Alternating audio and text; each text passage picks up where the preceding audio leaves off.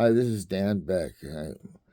I have a different take on some of the parables, and I think that it's important to share some of these perspectives at this time, especially with what's happening in the Middle East.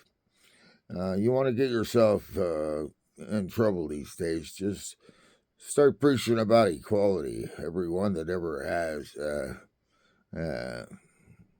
is is often martyred for that.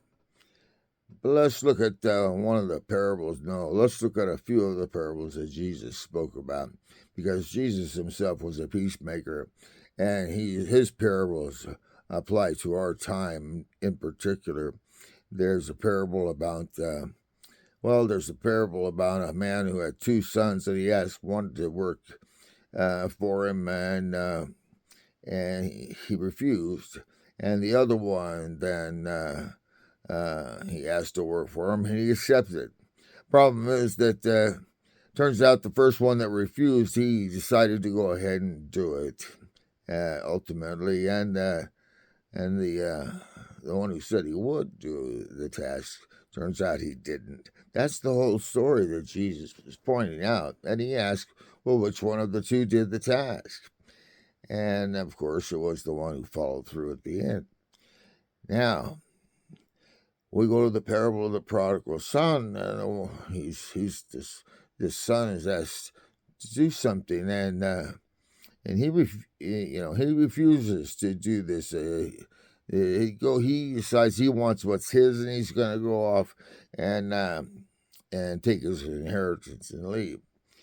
But later on, he repents that he ever did this, and he wasted everything that he took that he left with, and he kind of decides he wants to come back and just be a servant to the family because he's so remorseful. But even his dad's servants are treated better than he was treated in the world. Well, when he comes back, the father's so happy, and he puts the robe on his son. He puts the ring on his finger, and out of the field then comes that the other son who'd been there all along, and he doesn't want to go in and celebrate the return of his brother, and he's really put out by this because of the brother leaving and wasting all these goods. Waste is a big, terrible thing to be doing, but somebody's always doing it, and they have to try to find their place then again later. So these parables, they pertain to our time, because the thing that the father wants is from both of his sons is to keep the family together. The task that the father had asked these two to do was there was a fence that was not a fence. There was there was a fence that needed mending out in the property, and he asked the first one to do that, and he said no, he wouldn't do it. But later he came back and did that. The one that stayed home all along, who said that he would do what his father asked him, he ended up in the end not mending that fence. When the father went out and saw from a distance that the fence had been fixed, he came home that evening and he thanked the one who said he would do that job.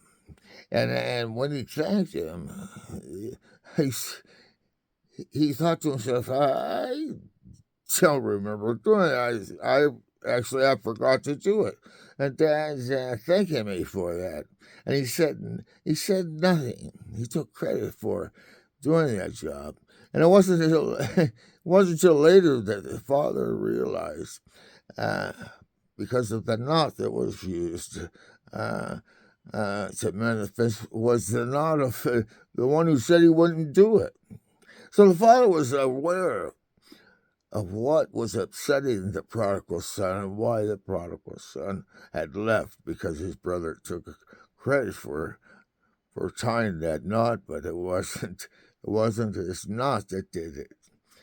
And when the prodigal son came back home, the father had in mind to hook him up with his old girlfriend. He was going to get him married. So the marriage feast story is connected to the prodigal son story, and that's connected to the man with two sons stories, and all these things are about family rivalry, aren't they?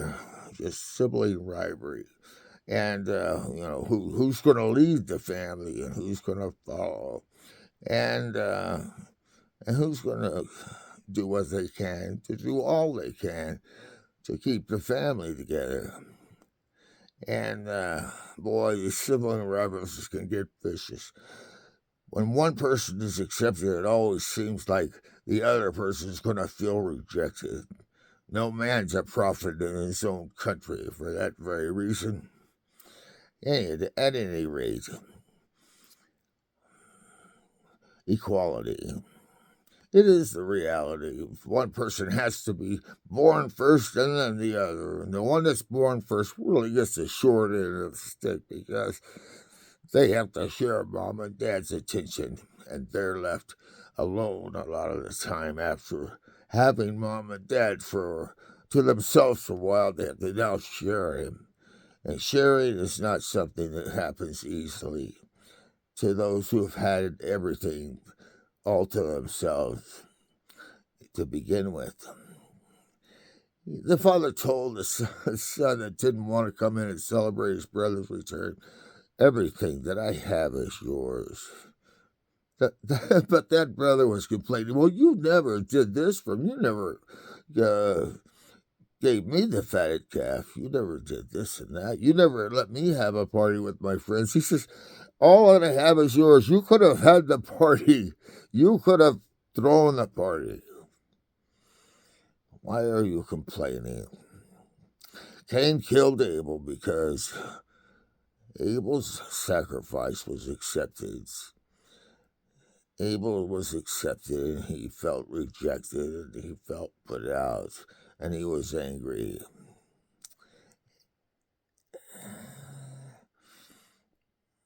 That's a sibling rivalry story. God's saying, if you're jealous of your brother, sin lies at the door. Pride and jealousy, boy, those two will separate a family in a hurry. At any rate, we're all supposed to get along. Why?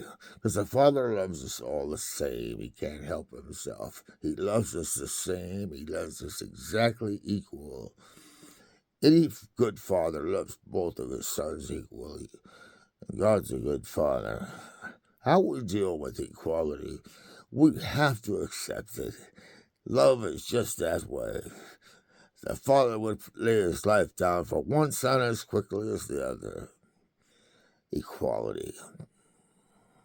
It's the solution for all of God's children. We must all get along.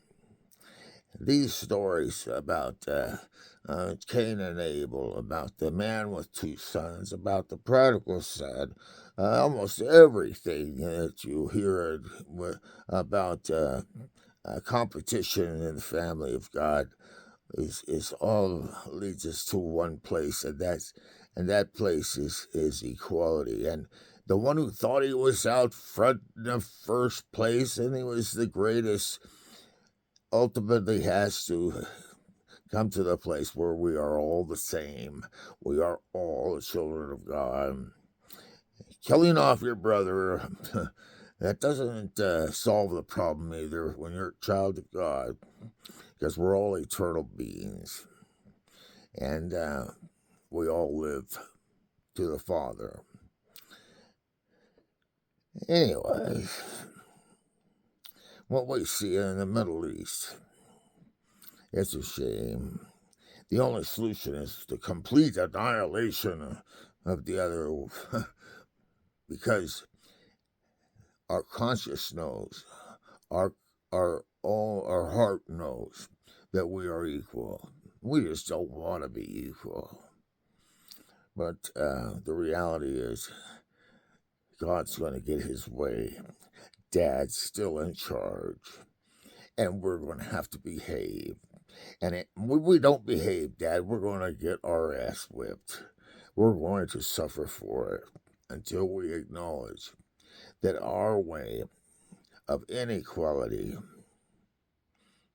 is just not going to be acceptable to him, because we are equal to him. We are equal to the Father. And that's the reality that the one who thought they were better than the other is just going to have to face. Sooner or later, throughout eternity, we have to face it. It's the very reason that the first word will be last and the last will be first, because the one who thinks that they're better is not. That's why they end up being the last. They think they are, but equality is the reality that they are not. But both can flourish equally as soon as both realize it is the reality.